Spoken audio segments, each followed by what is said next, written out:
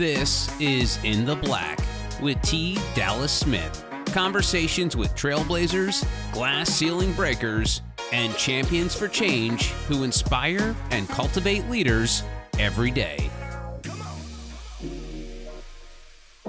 My guest this week is not your typical developer.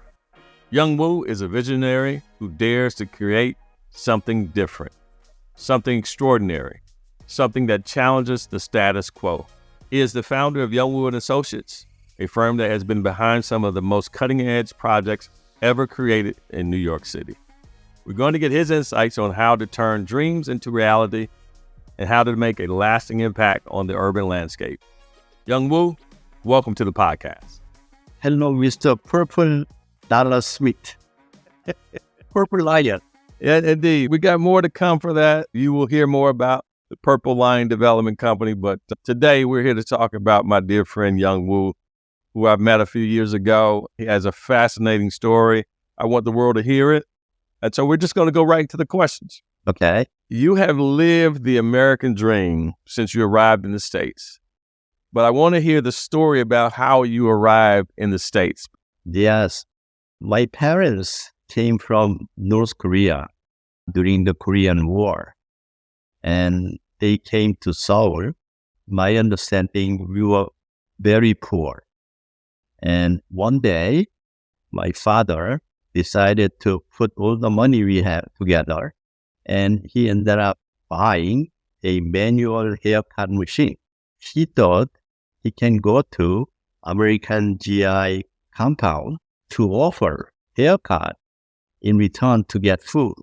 So he went, and then they say no, but he never stopped. He was keep going back.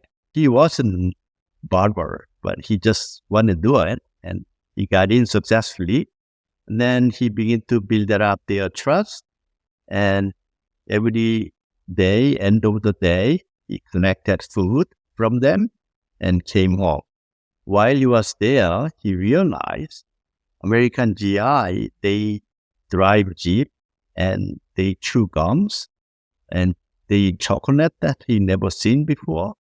So he decided that's the heaven. So he always wanted to come to America, but he couldn't. In those days, it was very difficult to come to America. But one day, Paraguay opened up immigrant to come to Paraguay, and he came to house. I remember him saying, I don't know what's the difference between North America or South America. And that's how we ended up going to Paraguay in 1965. You ended up in America, but South America, wrong place. But it was a good springboard for us. And absolutely, it was a wonderful experience to have. And you're fluent in Spanish as well. No, I forgot a lot. The best thing I got out of it is the pronunciation of Spanish. I've been with you in a Spanish-speaking place, and you did very well, my friend.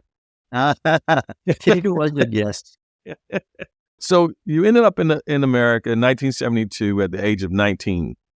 Yes. Talk about the early days of you being here by yourself. Main reason I came to this country is to have education. I wanted to work and study, and it wasn't so easy. And it was most difficult period of my time. One day, I was coming out of Columbus Circle subway. Then I saw there was college kind of event. All the college came from the state in one location. And so without fear, I walked in. Without any reservation, I says, I never went to school, but I like to go to university. Everybody say no. When I got to Bruce of New York Institute of Technology, they say, oh, you can come in as a, a student in college. If you pass 48 credit, we can give you high school equivalence diploma. So that's how I did it. Wow. And I had lots of stage phobia, but I didn't care. My mindset is such that I was sitting all the time very front of classroom, and paying attention. Yeah. And without understanding too much, I passed 48 credit and I decided to go to better school. When they asked me SAT score, I didn't know what that was. I found out it's very difficult thing to do it. But Pratt Architectural School, they saw my work. Some reason they like me and they say, you can come to Pratt in 1979. Did you speak English when you came to America?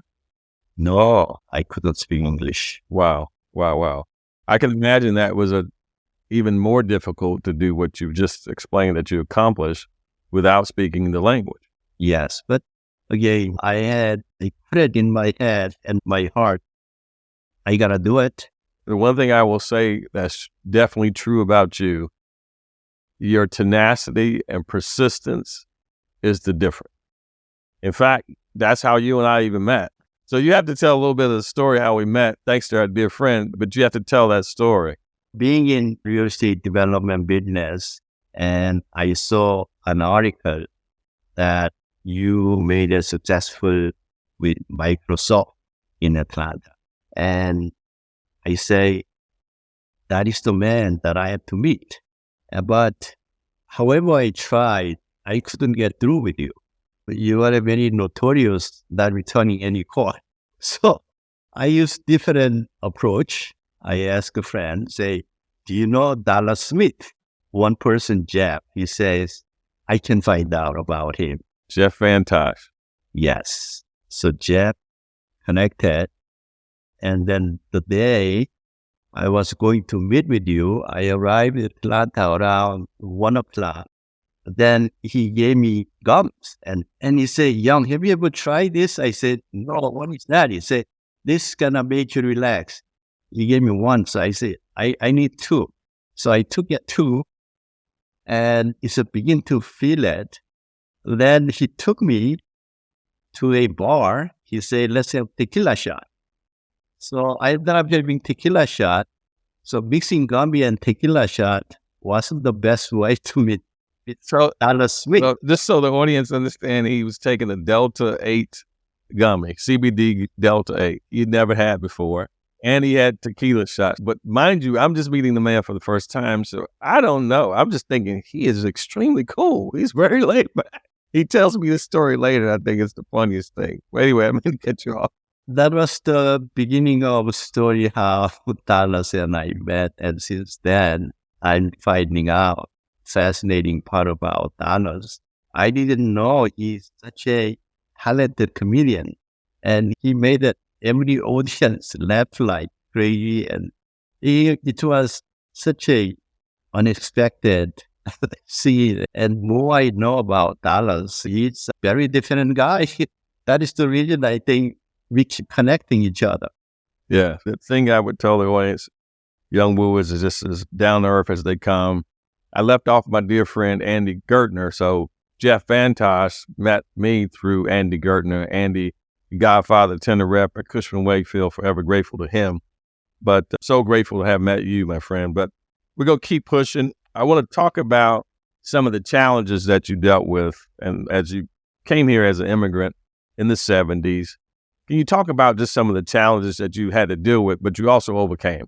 Yes, there were many challenges. Not having education was the difficult thing that I had to overcome. But I was keep trying, and finally I got into school. So education was challenging thing. Not speaking English well was another big challenge. And I still have broken English, but the energy I generate, people forgives me about my speaking broken English. And also try to get into real estate community wasn't an easy thing. I remember in the 80s, I was probably only one Asian going around in revenue gathering, annual gathering.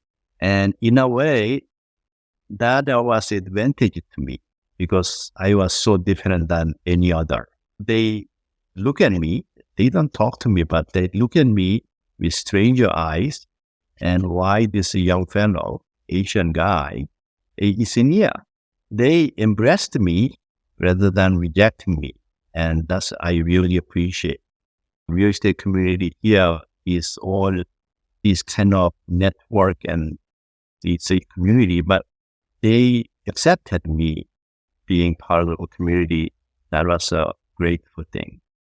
Then another thing is financially that I had to overcome. I came here, my family, I told them, I don't want more than $500. And by the time I arrived in New York City, I had $300.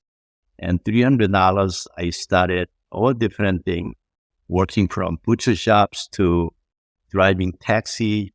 And I believe that if I try my best today, tomorrow gonna be better.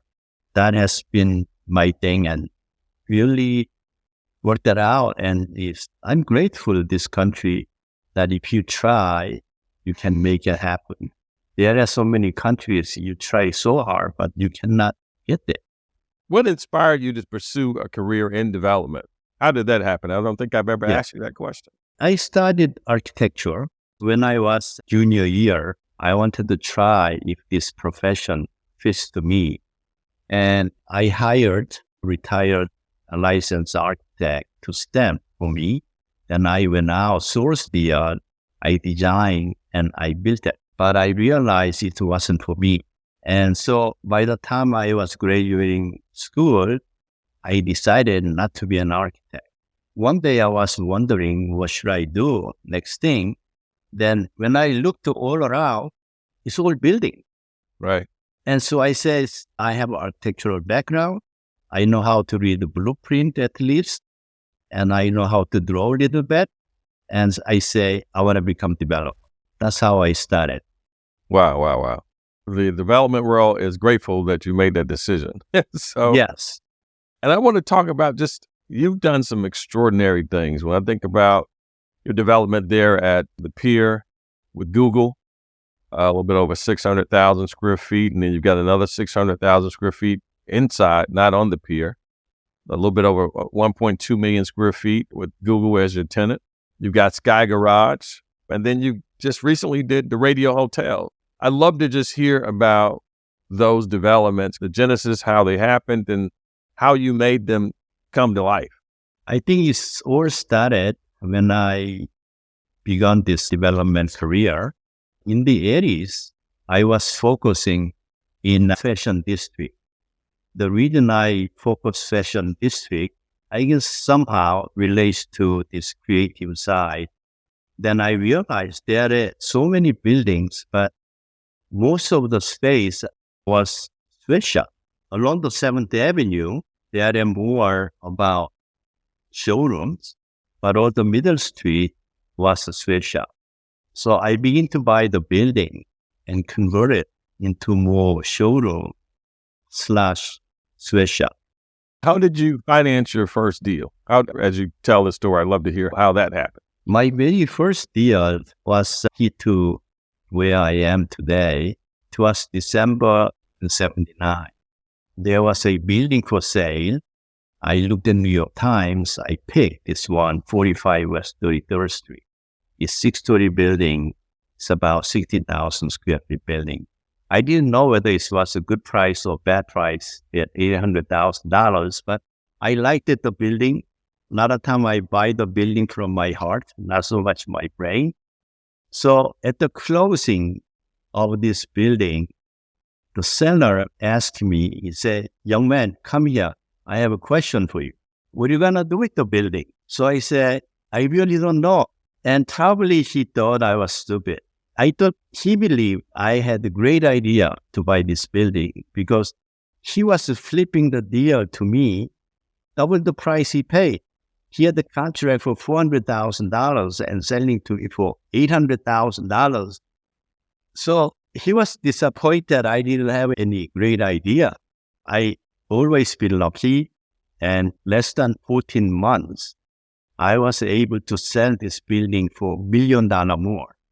So I had 2 investors. One was a Polish person. He was a Buddhist monk. and I convinced him to invest money. Then my mentor, who passed away, but he invested 50-50 with him at $300,000. They made it $1 million in less than 14 months. That was the beginning of my real estate career. And then all those buildings I've been buying in fashion district was very successful. So these are two friends, word of mouth, grown into over 100 investors. And I realized dealing with 100 different investors, everybody investing some money, and they have no real estate background, was a very difficult one. But I couldn't find the money source different way. Then one day I got Black Monday. Then I faced 1989, 1990, 91, and it was a very difficult time. But I avoided any bankruptcy. But one day we had to close down. I had no way out. And therefore, I says, gosh, tomorrow I gotta close down. But Mr. Wall, who invested very first building, my mentor, he called me and he said, you gotta come to my house. So next day I went to his house. He said, I'm just coming from Korea and I dreamed about you in the airplane and you are having very difficult time. So he asked him, he said, are you having difficult time? So I said, yes. And he said, don't worry about that, because when you are in business, sometimes, small money is important, big money, sometimes you don't have money. So he wrote two checks, blank check. He said, I have $170,000. You can use it. But he said, don't tell my family. With his help, I am today where I am. And that was amazing experience that I went through. Then going back to your question about Sky Garage building, I'm a first generation developers in New York City. And to be different, to be successful, I begin to apply creative side and innovative side of real estate development. So the result of that was a Sky Garage building. So Sky Garage building location came to our attention in 2007. And in 2007, I knew that recession might come. By that time, I had two recessions, right? I says to my team, this is amazing location. We have to buy the building. If we can build only one of kind of building in the world, we're going to survive the recession. So we came up this idea of driving your car and going up to your high-rise apartment and parking next to your living room. That created a sensation. And our prediction was right. 2009 came. By that time, we completed building. And even after Lehman Brothers collapsed, we were achieving highest price in Manhattan, $4,300 per square. And we attracted many celebrity people worldwide. And there are many famous people still living in this place. I believe this was the first of its high-rise building ever built. It's a stainless steel building. And a lot of people believe it's one of the most beautiful buildings in New York City. And from there, we got more confidence about how to apply creative side. Then we were bidding on Pier 57. It was a major project in New York City, and we were one of the three bidders. I was competing with the Related and Durst. I know later on, I found out Mayor Bloomberg say Youngwoo, and nobody predicted we're gonna win the Pier 57, but we won. And we won Pier 57 because of a simple idea. It's like gladiator movie, right? The manager say, you gotta win the crowd, then you will win the freedom. So I said, okay, I cannot win the politician, but I gonna win the crowd. So the community, creative community, all this art community, they supported us because we were building very different concept than Related and Durst. So we won. That is such an amazing story. Thank you for sharing that. and I want to get into another one of your major bills in New York City. But we have to take a break. Coming up in the second part of my conversation with Youngwoo, the founder of Youngwoo Associates, Young gives a preview of the project that we're collaborating on in Atlanta. This project gonna be amazing project. I think it's the most important project that I'm facing. I believe is a powerful location. And like you say, many people don't see it, but I see. And you and I have the same goal, right? It's gonna represent what true Atlanta is about. This has been In the Black with T. Dallas Smith. To find out how you can change the dominant narrative in the commercial real estate industry and challenge the status quo to improve the lives of others, go to tdsintheblack.com. In the Black with T. Dallas Smith is a production of Forbes Books.